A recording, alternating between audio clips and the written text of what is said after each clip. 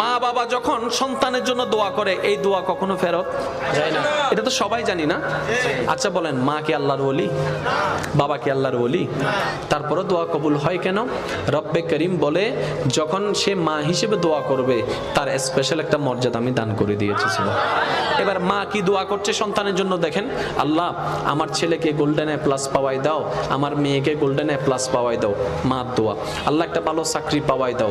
একবারও বললো না আল্লাহ আমার ছেলেকে তোমার প্রেমিক হিসেবে কবুল করো, আমার মেয়েকে তোমার প্রেমিক হিসেবে কবুল করো। একবারও বলার আমাদের সময় হলো না। আল্লাহ আমার ছেলে মেয়েকে এমন একটা জীবন দাও যে জীবন দিয়ে সে উন্নত করে তোমার বান্দাদের, তোমার সৃষ্টির কল্যাণ করতে পারে, তোমার সৃষ্টির উপকার করতে পারে। আল্লাহ আমি আমার ছেলে মেয়ের জন্য ধন সম্পদ চাচ্ছি না, কিন্তু আল্লাহ তুমি তাদেরকে এমন ধনী বানাই দাও, সম্পদও ধনী মনেও ধনী, যেন তোমার অসহায় বান্দাদেরকে তারা সাহায্য করতে পারে।